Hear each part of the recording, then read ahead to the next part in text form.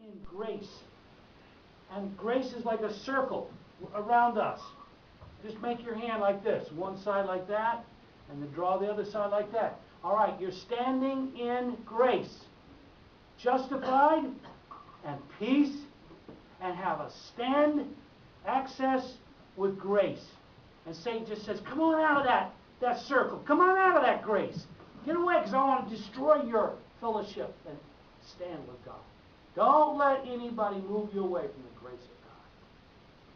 Stand there. And now we'll go on here, Sean, to number 5. Stand. It's a Greek word called histamai. One of Paul's favorite words, actually.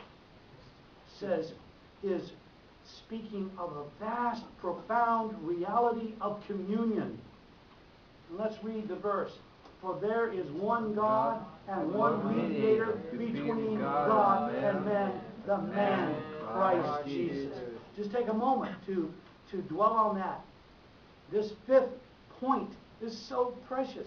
Our standing, our relationship, our communion.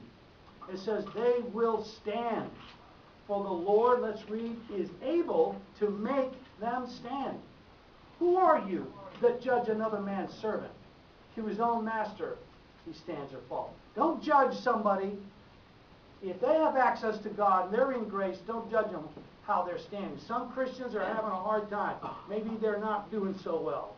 Don't judge them. God's their judge. He'll take care of them. And the Apostle Peter finished his epistle with the doxology. Let's read this together. Stand firm against the enemy, and be strong in your faith. Remember that your Christian brothers and sisters all over the world are going through the same kind of tribulation. So stand there and don't let anyone judge you, and be a person who's got fellowship with God. And next one says, let's read it. Let us therefore come boldly to the throne of grace, that we may obtain mercy and find grace to help in time of need. In closing about these last two, the joy that comes with all of this. Did you know that all of Israel was in constant, fearful alert because they were prohibited from drawing near to God, having a stand with God? The verse is from Exodus. I'll just read this for you. Imagine this. Moses was told to put limits for the people around the mountain and tell them, be careful that you do not approach the mountain or touch even the foot of it. If they do, they will be dead. Even their animals were not allowed to approach God, called Mount Sinai, place of 10 Commandments. It was very serious to think about approaching God. He was always kind of have black cloud, thunder, lightning. Kind of always felt he was angry. And this is totally the difference that we have now. We come to the mountain of God, the Mount of Zion, the Mount of Grace. The closing is, okay, everybody just kind of put a little bit of a smile on here. Here we are, get ready to close. Thank God. Get ready to close, yeah. But also, it's just so good to know. It says, in Hebrews 12:22, you have come to thousands upon thousands of angels in the joyful assembly. You know, it's possible that there are thousands, we don't know, millions of angels right in the room right now, sitting on the rafters. We can't comprehend this. But he said, compared to Mount Sinai, we got so much blessing. We are always kind of walking a little bit off the ground. Wow. And the church, our names are written in heaven. Congratulate your neighbor and say, your name is written in heaven. Your name is written in the book in heaven.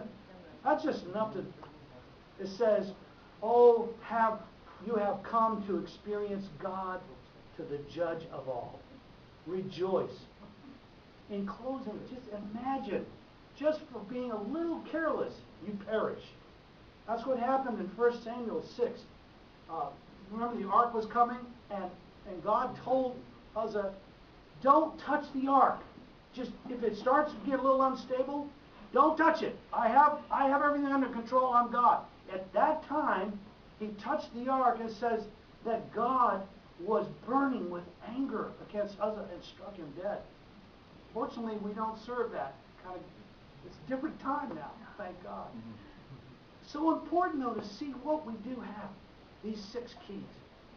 And then the last one was Moses' nephews. Imagine, even though you are Moses' nephews, a rebellious act that you do. It says Aaron's sons, Nadab and Abihu. They took their censers, they put the smoke in there and the coals, and added incense, which was unauthorized fire. And they were trying to take over from Moses. And they were struck dead. So, we don't have to worry. I don't think we have to worry too much about. Thank God, Lord, we still pray for every day, but rejoice in hope. Now, instead of always being fearful as servants, Paul encourages us to know the living God. Let's bow for prayer. Would you close your eyes with me?